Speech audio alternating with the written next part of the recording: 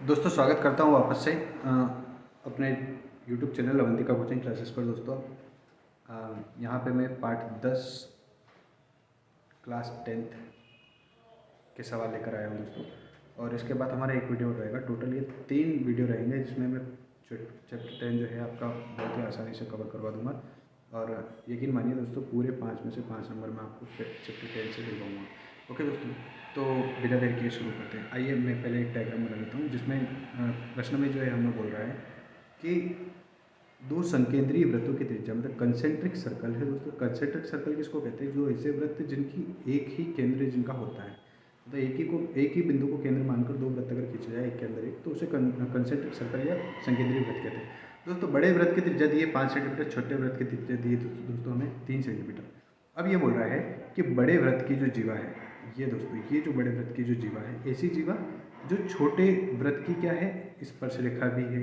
तो इस छोटे वृत्त की, ये जो बड़े वृत्त की जीवा है उसकी लंबाई, जो कि छोटे वृत्त की स्पर्श रेखा भी है, उसकी लंबाई जो है हमें निकालना है दोस्तों। अगर मान लो मैं यहाँ पे ए बी नाम दे देता हूँ उसको, तो हमें ए बी की लंबाई निकालना है। ये जो है स्पर्श बिंदु है छोटे वृत्त का दोस्तों। अभी जो इससे पहले वाले वीडियो में मैंने बहुत अच्छे तरीके से समझाया था।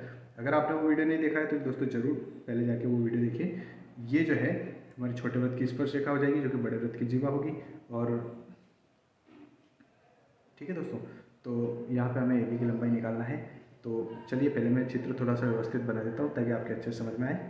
ये देखिए दोस्तों, मैंने दो वृत्त ले लिए। एक बड़ा वृत्त आपको दिख रहा होगा, छोटा वृत्त, तो इन दोनों का केंद्र एक ही है, तो ये संकेंद्रीय वृत्त हो गए।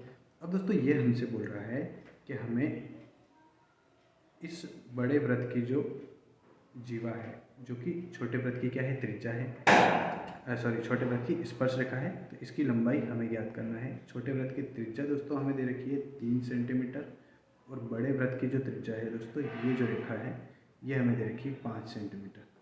तो ये दोस्तों अगर मैं केंद्र को ओ मान लेता हूँ, इसे ए नाम दे देता हूँ, इसे बी नाम दे देता हूँ, और ये जो स्पर्श बिंदु है इसे ए नाम दे देता हूँ। तो दोस्तों यहाँ पे मैं देख पा रहा हूँ ओ एम ए जो त्रिभुज बन रहा है, ये वाला जिस पे आपको एरो दिख रहा होगा दोस्तों, समकोण त्रिभुज है, क्योंकि यहाँ पे 90 डिग्री का कोण बन रहा है। और क्यों बन रहा है ये मैं पिछले वीडियो में बता चुका हूँ। तो दोस्तों ओ एम ए त्रिभुज में हम लगा देंगे यहाँ पे पाइथागोरस प्रमेय, इससे हमें ए एम मिल जाएगा। चलिए दोस्तों बिना देर किए शुरू करते हैं सवाल। तो दोस्तों यहाँ पे आपको एक नियम ध्यान रखना होगा कि यहाँ पे जो है ओ एम क्या है, त्रिज्या है, और ये लंबा है किस पर, बिंदु एम पर। या फिर मैं पूरा ए बी लिख लेता हूँ दोस्तों। ओके, बिंदु सॉरी ओ एम जो है वो लंबा है ए बी पर। ए बी क्या है, जीवा है, और केंद्र से जीवा पर जो लंब डाला जाता है दोस्तों, वो जीवा को क्या करता है, समद्विभाजित यानी दो बराबर भागों में, 2 इक्वल पार्ट में डिवाइड कर देता है। तो यहाँ पे मैं लिख सकता हूँ दोस्तों ए एम इक्वल टू किसके, एम बी के। ओके दोस्तों, तो ये हमें दिया है, मैं लिख लेते हैं अपन, है ना, इसे लिखेंगे अपन गिवन में। ओके दोस्तों, तो ये हमें गिवन है, तो यहाँ पे लिखा मैंने, ये चीज़ें दे रखी है। ओके, अब हम ले लेते हैं in right angle triangle O A M, है ना, यानी समकोण त्रिभुज ओ ए एम में। तो समकोण त्रिभुज ओ ए एम में हम लगाएंगे दोस्तों पाइथागोरस प्रमेय, है ना। पाइथागोरस प्रमेय से क्या हो जाएगा दोस्तों, पाइथागोरस प्रमेय से कर्ण का वर्ग जो है बराबर हो जाएगा आधार का वर्ग प्लस लंब का वर्ग। ओके दोस्तों, यानी hypotenuse square equal to base square plus perpendicular square हो जाएगा। हाइपोटेनस यानी कर्ण कितना दिया दोस्तों, इसमें सबसे बड़ी भुजा ये हो जाएगी 5 की घात 2 बराबर। आधार कितना दिया दोस्तों, आधार हमें नहीं पता, आधार हमें निकालना है, तो हम यहाँ पे सिंपली बी का स्क्वायर लिख लेते हैं, बेस यानी आधार का वर्ग, और परपेंडिकुलर यानी दोस्तों लंब रेखा दी है हमें, छोटी वाली त्रिज्या जो है कितनी है, 3 सेंटीमीटर। ओके दोस्तों, आशा करता हूँ यहाँ तक समझ में आएगा। 5 का स्क्वायर हम निकालेंगे दोस्तों, आ जाएगा 25 इक्वल टू हो जाएगा बी स्क्वायर, 3 का स्क्वायर हो जाएगा दोस्तों 9। अगर मैं 9 को उधर ट्रांसफर करता हूँ दोस्तों, तो बी स्क्वायर की वैल्यू क्या निकल जाएगी, 25। ये 9 जो है माइनस का हो जाएगा, 25 में से 9 माइनस करेंगे तो दोस्तों आ जाएगा 16 इक्वल टू बी स्क्वायर। अब दोस्तों अगर हम बी पे से स्क्वायर हटाते हैं 16 का रूट लग जाएगा। एक और तरीका इसको करने का, अगर मैं इसे लिखूँ 4 स्क्वायर इक्वल टू क्या हो जाएगा दोस्तों, बी स्क्वायर। स्क्वायर से स्क्वायर कैंसिल कर देंगे, बेस हमारा कितना आ जाएगा दोस्तों यहाँ पे 4 सेंटीमीटर। ओके, यहाँ पे हमारा आधार अगर आ गया है दोस्तों 4 सेंटीमीटर। ठीक, अब हमें निकालना है लंबाई ए बी की। ओके दोस्तों, तो ए बी निकालने के लिए हम क्या करेंगे, A M plus M B करेंगे। देखिए ये जो ए एम है, अगर इस ए एम में अगर मैं एम बी जोड़ देता हूँ तो मुझे पूरी ए से लेके बी तक की लंबाई मिल जाएगी। ओके दोस्तों, तो मैं A M plus M B लिख लेता हूँ। तो तो ए एम जो है दोस्तों, ये जो आधार है इसकी लंबाई अभी जस्ट अपन कितना लेके आए हैं, ए एम बराबर 4 सेंटीमीटर लेके आए हैं। यहाँ पे मैं 4 लिख लेता हूँ। जैसा कि आप देख पा रहे हैं ए एम और एम बी दोनों ही बराबर है, तो एम बी की जगह पर मैं लिख लेता हूँ 4 सेंटीमीटर। तो ए बी की लंबाई जो है दोस्तों यहाँ से निकल के आ जाएगी 4 + 4 मीन्स 8 सेंटीमीटर। अतः दोस्तों जीवा कितनी हो जाएगी, 8 सेंटीमीटर की हो जाएगी। आशा करता हूँ दोस्तों आपको सवाल बहुत ही अच्छे से समझ में आया होगा। तो और ऐसे एजुकेशनल वीडियो देखने के लिए हमारे चैनल को लाइक करें और वीडियो को शेयर करें और चैनल को सब्सक्राइब जरूर करें दोस्तों। तो दोस्तों बिना देर किए हम अगला क्वेश्चन लेते हैं। सिद्ध कीजिए किसी वृत्त के किसी व्यास के सिरों पर खींची गई जो स्पर्श रेखाएं होती है वो एक दूसरे के समांतर होती है। Prove that the tangent drawn at the end of the diameter of the circle are parallel. तो दोस्तों इसके लिए मैं पहले आपको क्वेश्चन समझा देता हूँ कि क्वेश्चन आपको अपने को बोल क्या रहा है। दोस्तों अगर क्वेश्चन हम समझ लेते हैं तो आंसर देने में बहुत ही ज़्यादा आसानी हो जाती है। तो दोस्तों मान लेते हैं कि हमें एक सर्कल दिया हुआ है, जैसे ये सर्कल है, ये हमारा सेंटर है। अब दोस्तों ये बोल रहा है कि इसका एक डायमीटर है, तो ये डायमीटर में खींच लेता हूँ दोस्तों यहाँ पे ए और सिंपली बी। ओके दोस्तों, ए बी डायमीटर खींच लिया।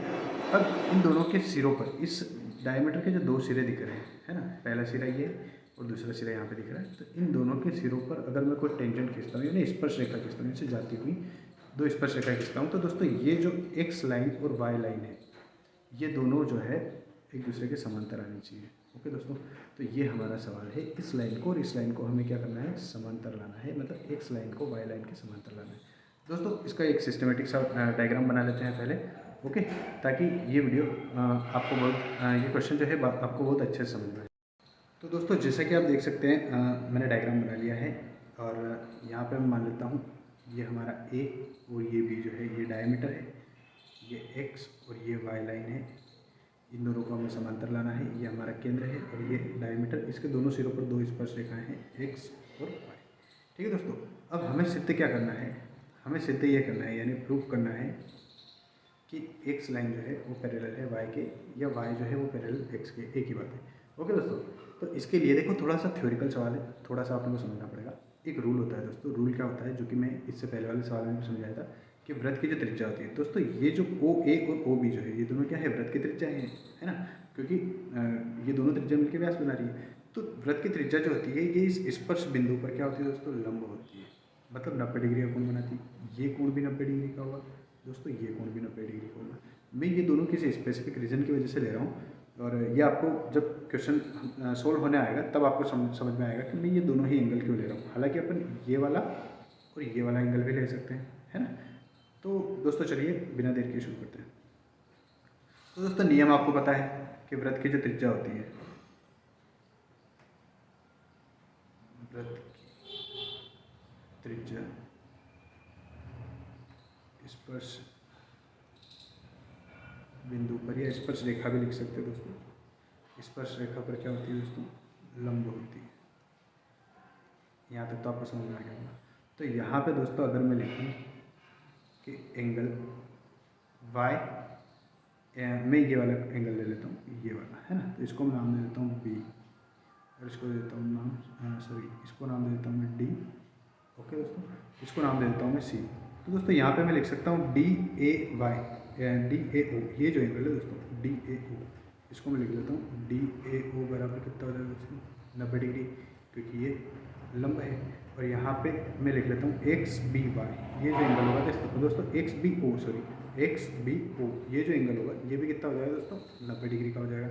यहाँ पे लिख लेता हूँ मैं X B O equal to कितना हो जाएगा दोस्तों, 90 डिग्री। इसको इक्वेशन 1 ले लें, इसको इक्वेशन 2 ले लें, दोनों ही एंगल दोस्तों 90 डिग्री के हैं, तो मैं यहाँ पे लिख सकता हूँ बाई इक्वेशन 1 और 2, समीकरण 1 और 2 से डी ए ओ बराबर हो जाएगा एक्स बी ओ के, क्योंकि दोनों ही 90 डिग्री के। आए समझ में यहाँ तक दोस्तों। अब आगे देखिए, ये दोनों अगर कोण बराबर हैं, परंतु अब एक चीज़ यहाँ पे मुझे दिख रही है, देखिए कि जब भी दो रेखाएं होती हैं और अगर जब दो समांतर रेखाएं होती हैं, समझिए इस बात को कि जब दो समांतर रेखा होती है और एक रेखा अगर उससे कोई तीसरी रेखा काट के जाती है, तो इस रेखा के एक इस तरफ और एक इस तरफ जो कोण बनते हैं इनको हम क्या कहते हैं, एकांतर कोण। तो दोस्तों अगर इस चित्र को हम घुमा के देखें, ये रेखा और ये रेखा, इन दोनों के बीच के ये वाले कोण और ये वाले कोण जो है ये अगर बराबर है, परंतु ये क्या है दोस्तों, ये तो एकांतर कोण है, परंतु ये एकांतर कोण है ना, इसको बोलते हैं हम अल्टरनेट इंटीरियर एंगल, है ना दोस्तों। तो ये अल्टरनेट इंटीरियर एंगल है दोस्तों। तो देखो, अगर रेखाएं समांतर होती है तो इनके कोण कैसे होते हैं दोस्तों, बराबर होते हैं। अगर इस नियम को मैं उल्टा पढ़ूँ कि अगर कोण बराबर आते हैं तो दोस्तों यहाँ पे रेखाएं क्या होनी चाहिए, बताइए आप ही। अगर ये कोण बराबर आ जाते हैं, एकांतर कोण, तो रेखाएं कैसी होनी चाहिए दोस्तों, ये सही बात है, ये जो है रेखाएं समांतर होनी चाहिए। तो दोस्तों मैं इन दोनों कोणों को अगर मैं एकांतर मानता हूँ और ये एकांतर कोण अगर बराबर है तो क्या सिद्ध होता है, अतः सिद्ध होता है कि रेखा x जो है वो समांतर है किसके, y के। आए समझ दोस्तों, और यही हमें प्रूव करना था और ये प्रूव हो चुका है। आए दोस्तों समझ में। तो ये क्वेश्चन बहुत बार पूछा हुआ है दोस्तों, 4 नंबर में पूछा हुआ है। आप पुराने पेपर को उठा के देख सकते हैं, पिछले 2 साल में एक बार जरूर आया हुआ आपको मिलेगा दोस्तों। ऐसे ही और एजुकेशनल वीडियो को समझने के लिए और सीखने के लिए हमसे जुड़े रहिए। हमारे वीडियो को लाइक करें, शेयर करें, सब्सक्राइब जरूर कर दें दोस्तों चैनल को, ताकि जैसे ही मैं कोई एजुकेशनल वीडियो बनाऊँ तो सबसे पहले वो आपके पास पहुँचे।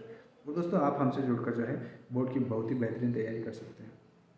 ठीक है दोस्तों, धन्यवाद।